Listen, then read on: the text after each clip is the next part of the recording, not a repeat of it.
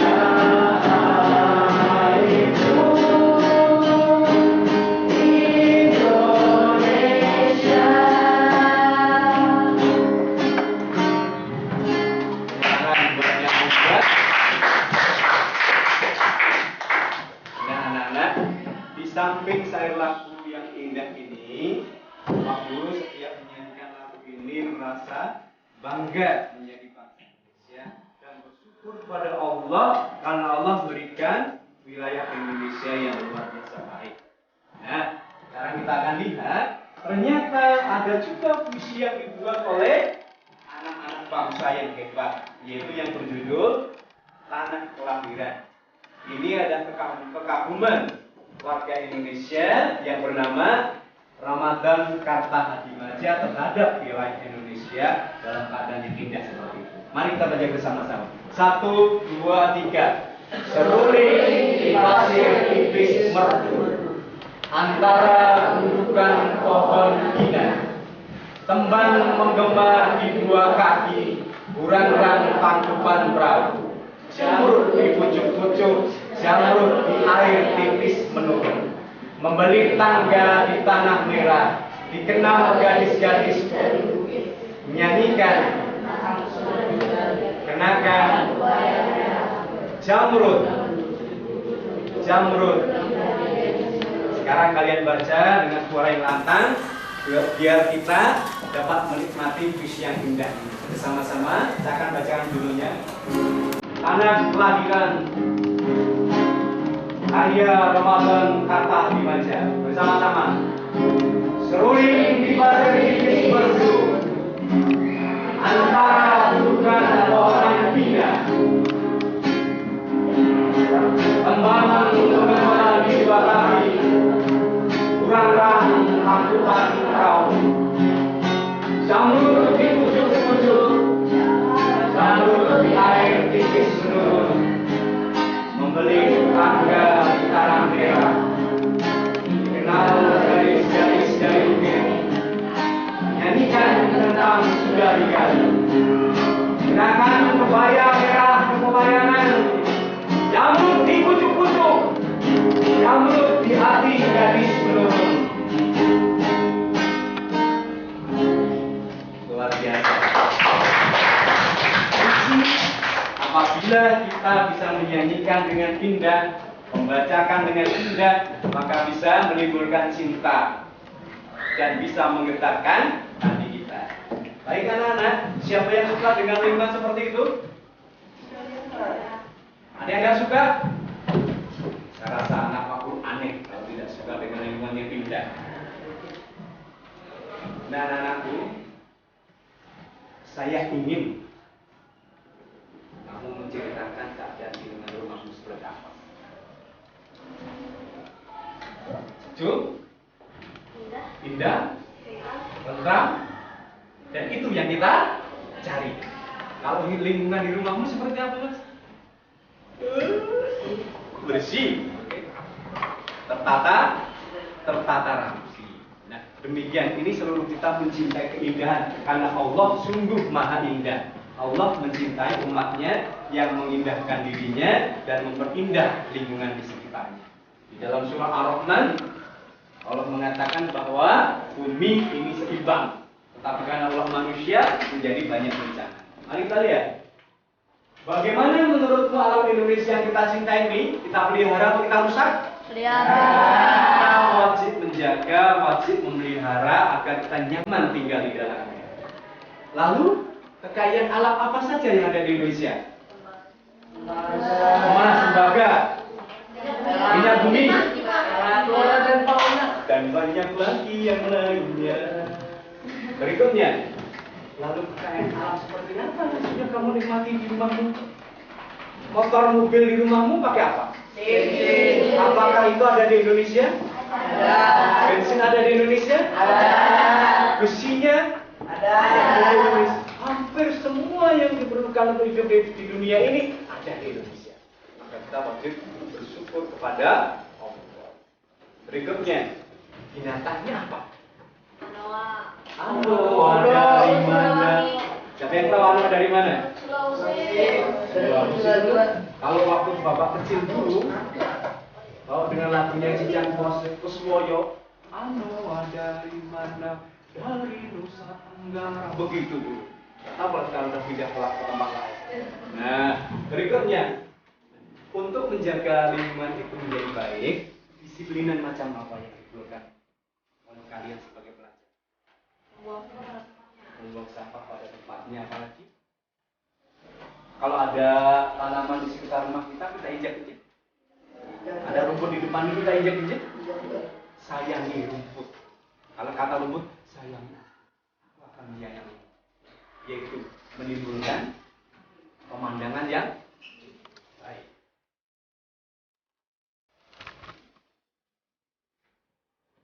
Sebaiknya banyak Di wilayah Indonesia, pemukiman yang kumuh, yang kotor karena tidak dirawat. Kita sering membaca berita di koran, kita sering dengar di radio, kita sering lihat berita di televisi, kita sering searching di internet. Berapa banyak wilayah Indonesia yang tidak dijaga kelestariannya, akibatnya rusak. Kalau rusak yang rugi siapa? Kita semua. Baik, tidak boleh tidak rusak. Nah, bagaimana supaya tanah itu tidak rusak? Mengapa lingkungan bisa rusak? Karena tidak dijaga. Siapa yang tidak menjaga lingkungan? Kita manusia. Sebutkan beberapa bentuk kerusakan yang ada di lingkungan. Erosi, apalagi? Erosi dengan tanah longsor sama ya? Sama ya? Sama atau beda? Kata Pak Guru bahasa Indonesia.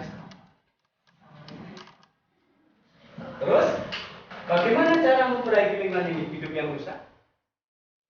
Misalnya kalau tadi tanah longsor, supaya longsor dibuat hanya dibuat sengketan berundak-undak seperti yang ada di Pulau Bali yang demikian indah dan menakjubkan itu. Kemudian kita tanami tanaman yang indah seperti tanaman lamtoro, tanaman yang tahan tempat yang kering. Bagaimana sikap kalian terhadap lingkungan alam yang rusak? Senang atau prihatin? Senang atau gembira? Sebagai pelajar, dapatkah kamu ikut melestarikan lingkungan hidup? Itu yang nggak kuat nahan kepala? Waduh, beratnya nak kepalanya ya? Subhanallah, luar biasa, tidak kuat menahan kepala.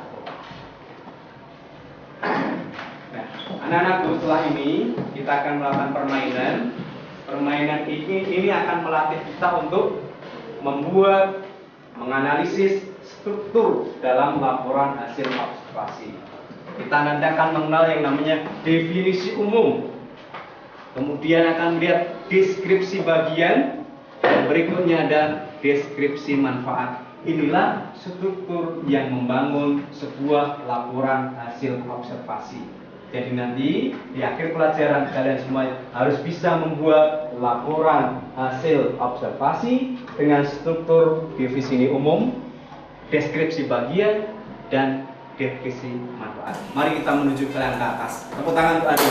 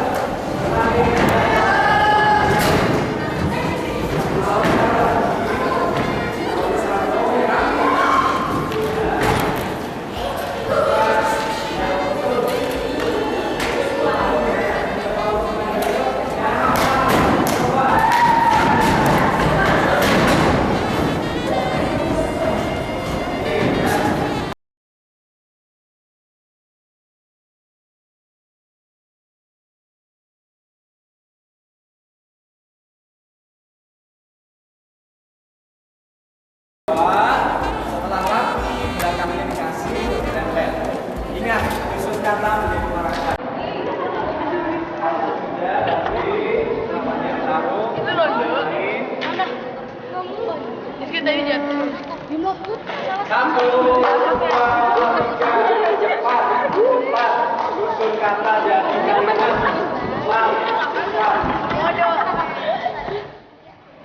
Ayo, bantu teman di sana. Bantu teman sendiri. Bukan pekerjaanmu. Oke, ya. Selalu ada pada anak orang dia tahu. Ini nih.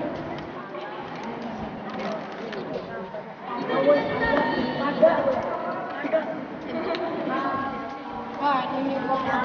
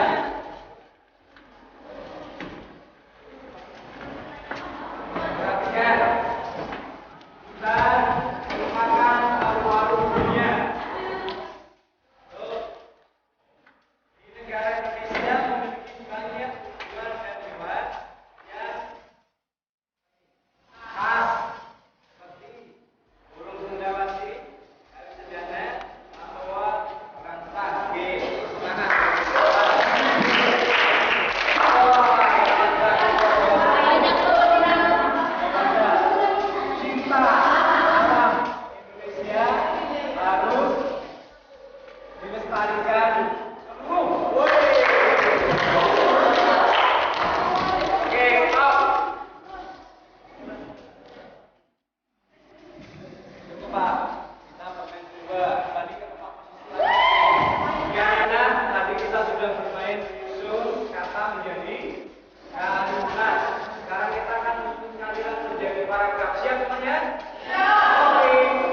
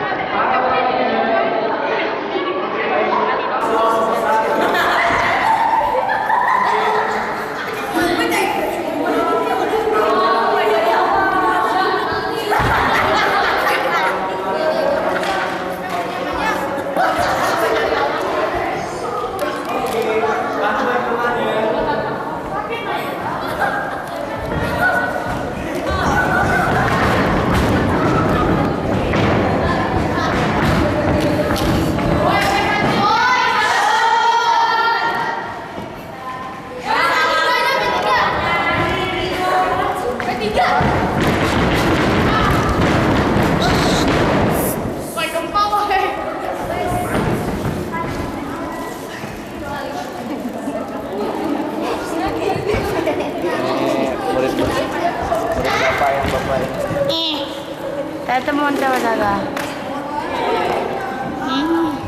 Nanti jangan dikasih. Pak, 1, 2. Ini dipegang Pak kepalanya Pak. Selesai paragrafnya. Tadi dia bisa nggak Pak? Apa-apa Pak?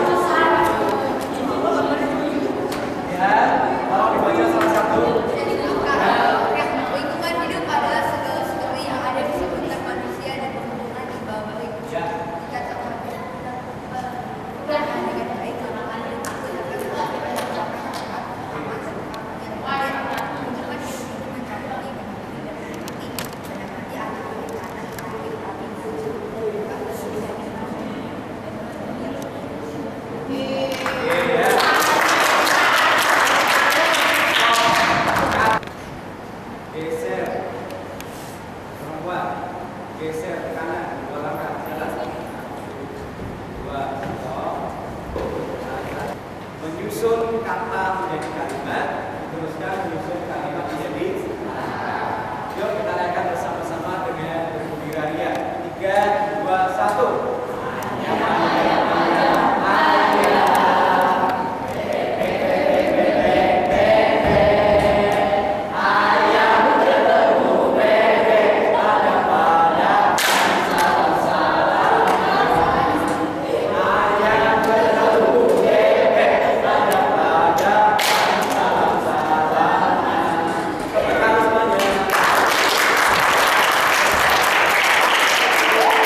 Assalamualaikum warahmatullahi wabarakatuh.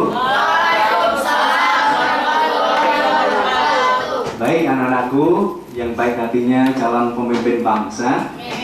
Kita sudah kemarin kita sudah menyanyi lagu Rayuan Pulau Kelapa. Kemudian kita sudah membaca syair, membaca puisi. Maka bermain, menyusun kata menjadi kalimat adalah kelanjutan dari hal sebelumnya. Kemudian menyusun kalimat menjadi paragraf. Masih ingat semuanya tadi? Masih. Oke, hari ini kita akan belajar lagi tentang lingkungan. Maka kalian saya persilakan untuk mencari sebanyak mungkin kata-kata yang berhubungan dengan lingkungan hidup. Coba sebutkan salah satu contoh kata yang berhubungan dengan lingkungan hidup. Laut, pohon, hutan, gunung, air, danau. Ya, ini seperti sekolah Avatar. Ada air, ada api, ada angin, ada cahaya. Satu kesempatan hanya 5-10 menit untuk mencari sebanyak-banyak kata, disusun menjadi kalimat, disusun menjadi paragraf di bidang lingkungan hidup. Silakan. Kita akan berkeliling.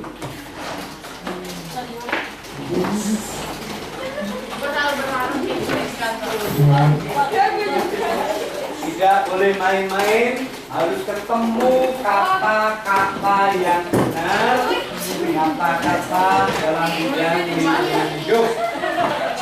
Siapa yang paling banyak menemukan kata, menyusun kata jadi kalimat, menyusun kalimat jadi paragraf, berarti dia calon-calon menteri lingkungan hidup.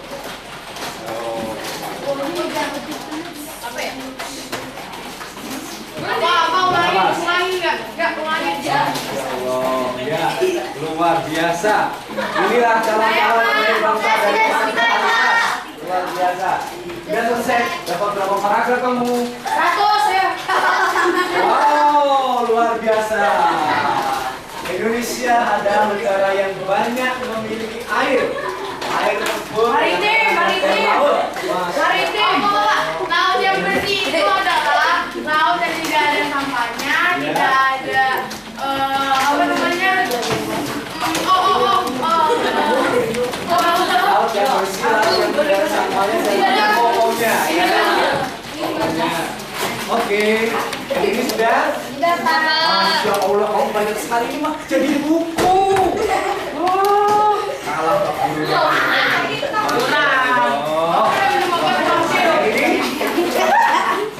Oke. Yes.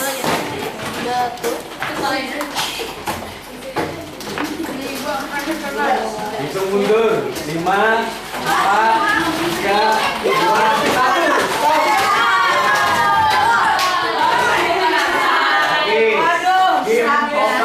Waktu sudah selesai. Luar biasa. Saya melihat yang di sana bicara tentang laut, yang di sana bicara tentang apa tadi? Sungai, hutan. Alhamdulillah, kalian sudah mengenal semuanya tentang kata-kata di bidang lingkungan hidup. Alhamdulillah. Baik anak-anak, kita akan lanjutkan pelajaran ini sehingga nanti begitu sudah ketemu 2 kali 40 menit, kita akan makin mahir, makin pintar bicara tentang lingkungan hidup. Intinya bahwa lingkungan hidup harus dijaga, tidak boleh dirusak. Ya, Allah berfirman di dalam surah Ar-Rahman, dan seterusnya. Di antaranya ada ayat yang mengatakan bahwa sesungguhnya Allah menciptakan langit dan bumi serta segala isinya dalam keadaan seimbang. Cuma karena manusia yang merusaknya, akhirnya sering terjadi bencana.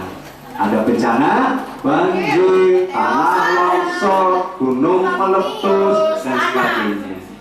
Mudah-mudahan kelak kalau kalian sudah dewasa,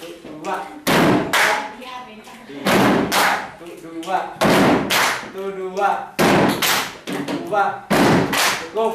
Nah, setelah ini silakan ambil bumbu yang berkaitan dengan lingkungan hidup. Silakan.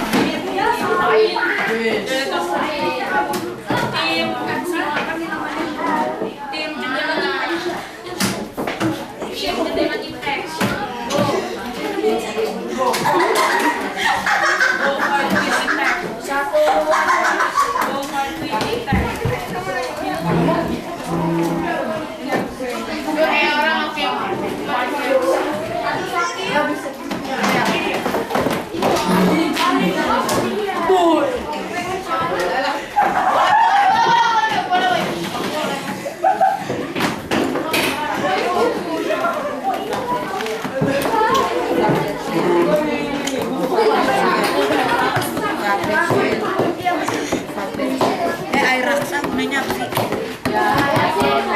Bukunya apa nih? Jan. Ini bumi kayak lem. Bawa. Bumi mana? Bumi ini kan, kehidupan.